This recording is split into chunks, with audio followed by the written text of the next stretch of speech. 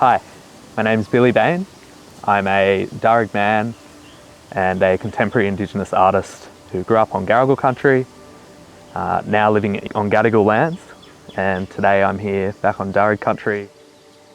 If I had a superpower, it would probably be to breathe underwater. As a surfer, it would be a bit of a cheat code. So I spent a lot of time in the ocean and in the water, so I wouldn't say that I'm the most confident and outgoing person on land, but when I was in the water, I felt like that was a place that I could express myself, and for me, it was where I felt most comfortable. I can never not really remember a time that I wasn't drawing on something, whether that be my school desk or pretty much anything I could get my hands on. Yeah, art for me is something that has probably always come quite intuitively. It's been something that I've been gravitating towards since as long as I can remember, and that's not necessarily making art for a career or making art for even the productive output of what it was, but just the feeling that I get when I can kind of have this extension of my body that's just a this amazing form of expression. It seems to be something that I've always gravitated towards. My mum inspired me the most, I think, to become an artist. She's always been a maker, always had paints out in front of us, always was really handy with a sewing machine, quilting, pretty much she was just always working on some sort of creative project, which I think probably rubbed off on me, and I think is reflected a little bit in my art practice, is I tend to bounce around quite a lot. I love kind of learning new things and taking on any sort of creative avenue that I can. I'm in an interesting profession working as an artist, particularly an Indigenous artist, because a lot of what I'm making, it does revolve around my personal identity. And at the end of the day, to survive as a practicing artist, generally you have to sell your art.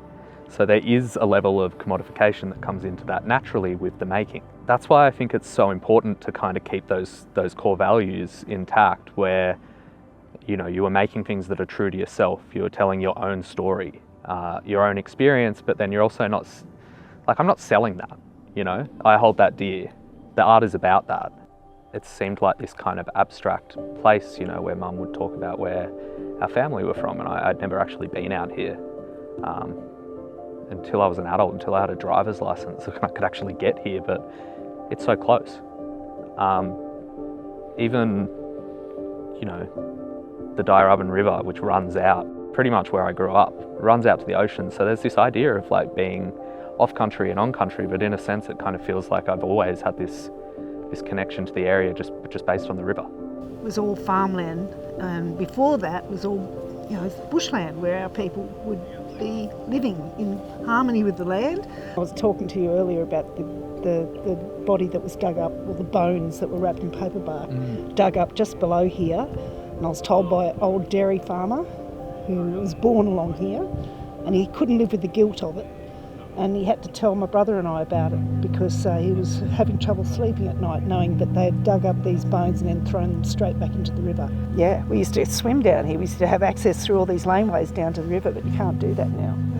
Yeah, it's very sad. And they funnel everybody off to Yarramundi Reserve. Yep. And that's where you're allowed to swim. All right, well, I think we should go down there now. Let's go and have a look.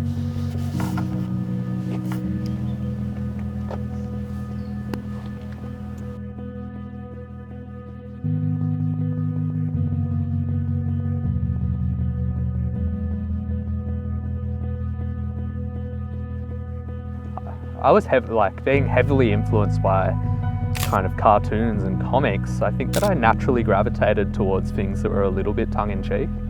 I always, I grew up on Mad Magazine, things like that. They were very heavy, satirical sort of, takes on life. So I feel like for me, making art was always that way that I could be cheeky and kind of push the boundaries with what I was thinking, and I really love that about art. I think now it's kind of mirrored in my practice a bit, as I'm not really using art, I don't like to stick to a medium. It's all about the message that I'm trying to deliver. Working with any of these mediums is kind of loaded as far as context goes, where these mediums come from. Right now I'm drawing with a stick of charcoal. It's where did that charcoal come from? Where's that tree been burnt to create that charcoal? A line of thought that's present with me at the moment is when I'm making these ceramic objects, where's the clay and the land and you know, the things that I'm actually touching and, you know, almost living through in a sense, where is that coming from? It's a hard line to kind of cross where you start to become aware of the ethics of the material that you're using. And it's sort of something that I feel is starting to motivate my practice a bit more, is like being conscious of where that earth or that material comes from. Working with clay is, you know, it's opened up a whole new world for me where I can start to envision things from a more, you know, spatial point of view, and like something, you know, physical existing in a space that's not just flat on a wall. But, you know, there is limitations in using clay, and you are kind of bound by the sort of restrictions of that medium sometimes. Probably my favourite exhibition was when I showed at Manly, and I got to bring these figures back into this sort of like heavily localised surf space that I'd grown up in. So it was really kind of this flipping of the narrative, and for me that felt pretty powerful. It was kind of confronting my youth and the local area that I'd grown up in, and the narrative that had kind of surrounded my whole existence for a long time. So yeah, that to me probably felt, I don't know, the most rewarding in a sense. Most people want to help you out, and I feel like if you admire the way that somebody goes about something, or you see somebody that you think is in a better position than you, just ask them how they got there. Most people have really good intentions and want to help young artists, and I feel like the more we treat this sort of mystical process of success in the arts as a shared community experience where we're all kind of uplifting each other, that's got to be a positive thing, right?